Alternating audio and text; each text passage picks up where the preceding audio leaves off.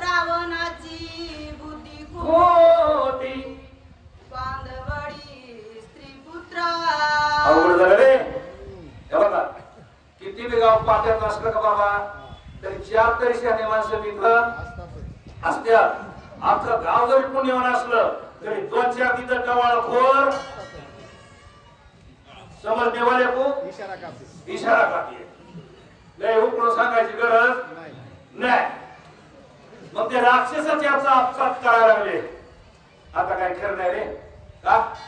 अरे रावणाची बुद्धी नाही. हे इतकं नालायक बनले, इतकं खोटं बनले, इतके लबाड बनले. पण कसं होतंय शेजाऱ्याचं घर पेटल्यावर आपल्या झोपडं जळल्याशिवाय राहा कसं आहे भाऊ ध्यानात नाही. शेजाऱ्याचं घर समजा आपल्या गजी शेजारी किंवा कोट्या शेजारी आणि शेजाऱ्याचा कोटा जळाला वारा इकडे सुटलो आपला कोटा राहिला आणि आपली गज आपल्या नाल्या शेजारी आपली कशाला त्याची 100 जणांसंग दुश्मनी आहे. ह्याला 100 जणांसंग पेटवून द्या ह्याची कुणीतरी पेटविणारच आहे ना. शेने माणसं म्हणू लागले राजा रावणाची बुद्धी खोटी आहे. यानं 80,000 लोकांचं वाटलं केलं. किती 80,000 काय लग्नाच्या होत्या का. त्याला सगळ्या चोरून आल्या त्या लोकांच्या बायका. हे म्हणजे 80,000 सगळं दुश्मन लावलेली. आता शेवट कशाला करून भेटलाय. आणि कवर बी आपला घोडा पळत असला का एक दिवस आपल्या घोड्याचा लगाम धरणारा कुणीतरी भेटल्याशिवाय राहत नाही. असं समजायचंच नाही आपला हात कुणी धरणार नाही. कधी आता तुमच्याकडे बघतो कधी सासून म्हणायचं नाही आपल्याला सुनबाईवर पाया करणार नाही. एक दिवस तुला चुलीच्या कोपऱ्याला बसविल्याशिवाय राहणार नाही. मग हे ध्यानात ठेवायचं.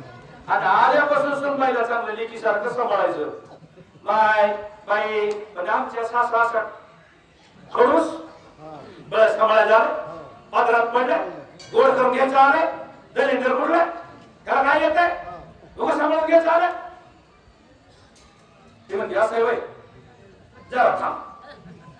तिचं पोरग एकदा 10वीला गेलं. कुणाचं सोनाचं 10वीला गेलं. मग अरे मिली समजायचं जीव साबून मिली. तिचं काय चलं नाही. आता तुम्ही लग्नच करण्यात तर आम्ही तरी काय करू. तुमचं गाव जायचं 10वीला कोणाचं लग्न करण्यात ये कोणाचं आता 10वीला गाव जायचं. आता आमचं 10वीला गेलं आम्हाला कळते आमचं बिस्तर मला वाटतं बस करून द्यावं लागतं काय लय लेकर बाबा चांगलं. आता चांगलं नाही बनवतं काय बनव सोनाला लेकीसारखं म्हणायचं. जरी एखादीने घरात झोड दिलं का तरी बाहेर मोठ्या बसायचं. माझ्या सोनासाठी गावात सून नाही कोणाला. आपला मंत्र घ्यायचा पुन्हा सून तुम्हाला ठोकणार नाही. पण तुमचं कसं आहे तिने भात बी खावा का कुठलं बघतच नाही चहा देत नाही असं कधी म्हणायचं नाही. लंकेतले लोक म्हणले याने लवाडी केली बाबराव फेडायची आली आपल्याला. त्याच्यासाठी दुर्जनाची संगती धरायची नाही. वहीन तेवढी चांगल्याच्या पाया पडून त्याच्या मागताना त्याची पिशवी वागवा तरी सुद्धा लोक तुमच्या पाया पडल्याशी राहणार नाही. संगत चांगल्याची करा.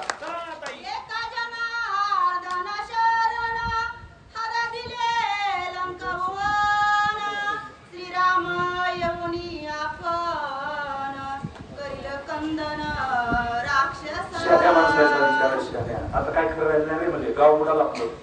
गावाचा कार्यक्रम संपला. विषय तो त्यांचा राम आला म्हणले. हे रावण विभीषणाच्या सभेत आम्ही होतो म्हणले. रावण म्हणा त्याला पंचवटीलाच मारतो. समुद्र तरुण कसा येईल त्याला वाटत राक्षस खातेन वाघ खातेन अस्वल खातेन असं राजा रावण म्हणत होत. राम लंकेत येऊन सुवेळेवर दाखल झालाय. तो दिसायला लागलाय आणि या अजून डोळ्यावर अंधारी आली. नका डोळे धुरे भरवले राहो. हे रावणाला नाही सांगितलं तो का महाराजांनी तो का म्हणजे इह लोकीच्या व्यवहारे नका डोळे धुरे भरवले राहो. मी मरणार नाही असं ध्यानात सुद्धा आणू नका. आपली सुद्धा एकदा चौकाच्या खांद्यावर दिंडी निघणार आहे सगळ्यांनी ध्यानात ठेवायचं. आणि ते ध्यानात राहिले की माणूस वाईट वागत नाही, फक्त आपण एक दोनच गोष्टीला विसरलो, एक देवाला आणि दुसरं मरणाला. तुकाराम महाराजांनी सांगितलं, मरणाची कार्य नाही आठवण, संचिताचे धन लावे देवा. आणि देवाला विसरली तया घोर झाली हानी, पचतील खाणी चौऱ्याशीच्या. फक्त या दोन गोष्टी विसरू नका. माणूस वाकडा पाय टाकी, एक मी मरणार आहे ध्यानात करायचं, आणि एक जगात कुठेतरी देव आहे. आपण कितीही अंधारात पाप केलं तरी आपला बाप देव. देव कोण आहे? आपला बाप आहे.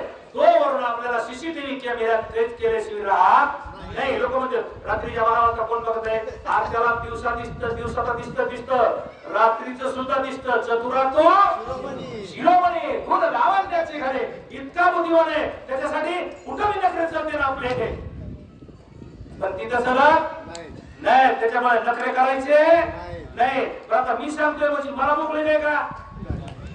मी सुद्धा करायचे नाही. आधी आपण बोलणारानं कसं होत आहे, बोलणारानं आपल्या शब्दात जर वजन ठेवायचं असेल का, वजन वाचना शब्द वापरायचा असेल तर आधी आपण नीट वागायचं. वर्तुळ जावी तुका म्हणे अंगी व्हावे ते आपण. जर लोकांना सांगायचं असलं तर आपण शेण खाल्ल्यावर तुमचं कोणी ऐकणार नाही. दारू प्यायला दारू बंदीवर भाषण द्यायचं नाही. आधी आपण सोडायची. म्हणला तंबाखू खाऊ नये, तंबाखूने जाम कॅन्सर होतो, तंबाखूने तोंडात येतं, घशाचा कॅन्सर होतो. आणि ह्याच्या खिशात चुन्याची डबी, तंबाखूची पुडी सांगणाराच्या. कशाला सांगायचं? सांगायचं नाही. ज्यानं आधी आपलं आत्मपरीक्षण करायचं आणि पुन्हा लोकाला सांगायचं. कसं राजा रावणाच्या सभेतले लोक म्हणले आपलं जहाज बुडालं. नागबाबा म्हणले तुमचं जहाज बुडू नाही तर तरुण जाऊ, मला माझ्या गुरुचं दर्शन घ्या द्या. मी कवा बी सांगतो, कुठं बी सांगतो, तरी बी सांगतो, करायचं असलं तर गुरुचं दर्शन घ्यायचं, गुरुला शरणागती पत्करायची. आधी गुरुशी वंदावे, मग साधन साधावे. मग गुरु मायबाप होऊ शकतात. गुरु माझे मायबाप. आणि गुरुचे पावलं जर बघितले का, तर गुरुचे पावलं बघितल्यावर आपले पाप जळून जातात. गुरुचे पावलं बघितल्यावर हा नाही. नाथ बाबांनी एकनाथ म्हणे अजून कुठं लिहिलं नाही.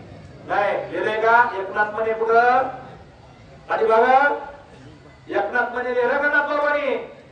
काय लिहिलं? काय लिहिलं? एका जनार्दना शरण. नाथ बाबा एवढं लिखाण कोणत्याही साधूचं नाही. मला कोणाला कमी समजायचं नाही. माऊलीची ज्ञानेश्वरी आहे, चांगदेव पासष्टी आहे, अजून काय असेल हरिपाठ आहे, गाथा आहे. पण नाथ बाबाचा तुकाराम महाराजांचा नुसता गाथाच आहे, पण नाथ बाबाचा गाथा बी आहे, की रामायण बी आहे, भागवत बी आहे, रुक्मिणी स्वयंवर बी आहे. अजून काय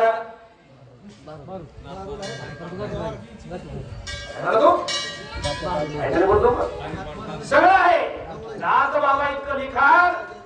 रामायणाच्या 40,000 ओव्या, भागवताच्या 20,000 ओव्या, अजून 30,000 आहे. सगळा हिशोब केला.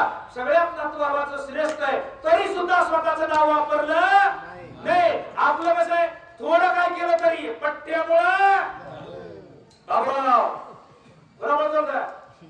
फक्त एवढं डोक्यातलं काढून टाकायचं, हे माझ्यामुळं चलतंय असं म्हणायचं नाही. उद्या भरून बघ तरी सुद्धा काही बंद पडत नाही. काय लोक घर मी म्हणून चलतंय, घर हे खराब दिवस मी म्हणून चलत जगात सगळे भरून बघ ना.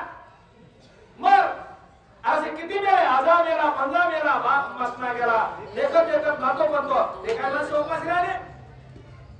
जे कारभारी मेले त्याचे घरचे काही भीक मागायला काहीच नाही. पुन्हा लहानपणी 5वीच्या दिवशी जर एखाद्याची आई वारली का, वारली तरी ते लेकरू हिरा होऊ शकतो. त्याच्यामुळं गुन्हा वाचून गुन्हाचं राहत नाही. आणि मी केलेलं चलतंय असं कुणी म्हणायचं नाही. परपंच असू, परमार्थ असू, राजकारण असू, काही असू, फक्त स्वतःकडे गर्वानं असं मोठं करायचे नाही. नाथ बाबांनी कधी आपल्याकडे हात केला नाही, हात गुरुकडेच केला. आणि गुरु म्हशी गेला की माणूस नम्र होत, नम्र झाला होता. तेरे कोंडिले अनंता.